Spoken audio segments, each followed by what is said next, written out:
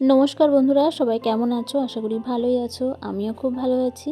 আজকে আবারও একটা রেসিপি নিয়ে চলে এসেছি। আগের ভিডিওই বলেছি যে আমি একটা লাউ দিয়ে 3টো রেসিপি বানিয়েছি। তো একটা রেসিপি তো এর আগে আমি শেয়ার করেছি, দুদিন আগে, লাউ ডাল। তো আজকে আর একটা রেসিপি শেয়ার করছি তোমাদের সঙ্গে। তো চলো ভিডিওটা শুরু করি। বড়দের প্রণাম আর ছোটদের বুক ভরা ভালোবাসা দিয়ে।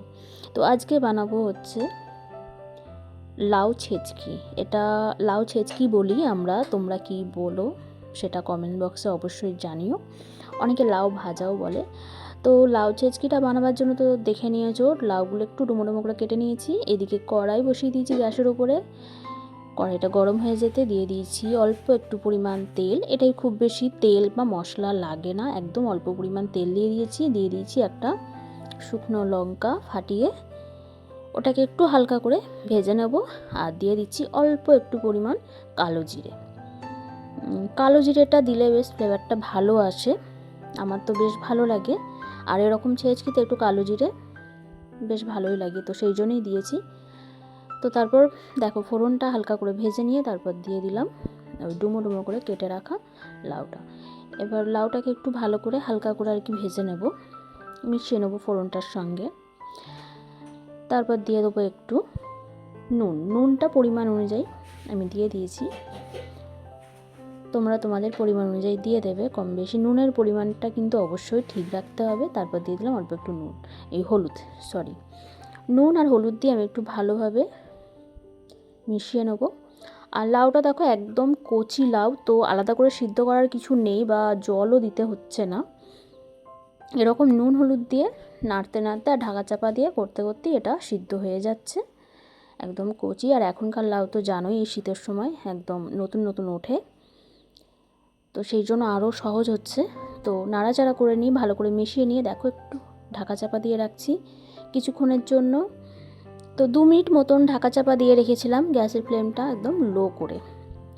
তারপর দেখো চলে এসেছি, তো অনেকটাই কমে গেছে, বা নিচের দিকটাও দেখো ভাজা ভাজা হয়ে গেছে, উপরের দিকটা একটু বাকি আছে। তো এরকম আবারও একবার ঢাকা চাপা দিয়ে আমি দিয়েছিলাম অফ ক্যামেরায়, তো ভিডিওটা পুরোটা আমি দিইনি, দিলে অনেকটা বড় হয়ে যায়।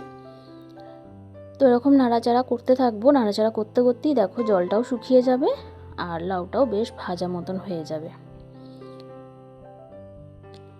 দেখো হয়ে এসেছে প্রায়।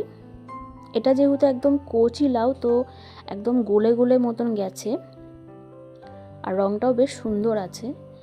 যেহেতু লাউ ছেচকি সেই জন্য নিরামিষ, আর সেই জন্য একটু চিনি দিয়ে দিলাম, বেশ মিষ্টি মিষ্টি ভালো লাগে। যারা মিষ্টি পছন্দ করো না তারা চিনিটাকে স্কিপ করতে পারো, কোনো অসুবিধা নেই, তবে মিষ্টিটা দিলে বেশ ভালো লাগে। তো চিনিটা দিয়ে আবার একটু মিশিয়ে নেবো ভালো করে। এরকম লাউ ছেচকি ভাত পাতে প্রথমেই বা রুটি দিয়ে বেশ ভালো লাগে। তো মিশিয়ে নিয়ে আমি গ্যাসের ফ্লেমটা অফ করে আবার একটু ঢাকা চাপা দিয়ে রেখেছিলাম, হয়ে গেছে রেডি। এবার আমি একটা জায়গায় তুলে নিচ্ছি।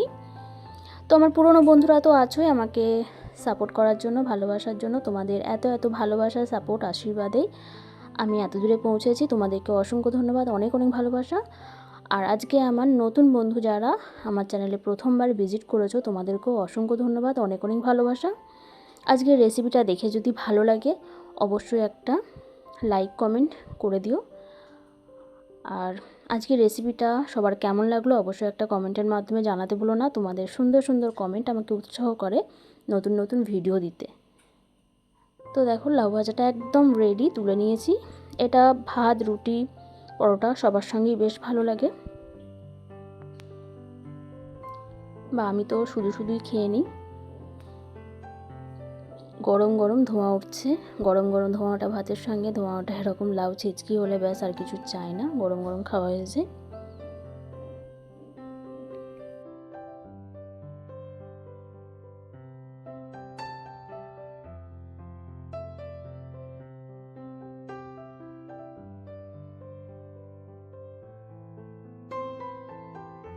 আজকের রেসিপিটা দেখে যদি নতুন বন্ধুদের ভালো লেগে থাকে অবশ্যই চ্যানেলটাকে সাবস্ক্রাইব করে নিও আর পাশে থাকা বেল আইকনটা প্রেস করে অল নোটিফিকেশানটা অন করে দিও, তাহলে আমার নতুন নতুন ভিডিও সবার আগে তোমাদের কাছে পৌঁছে যাবে।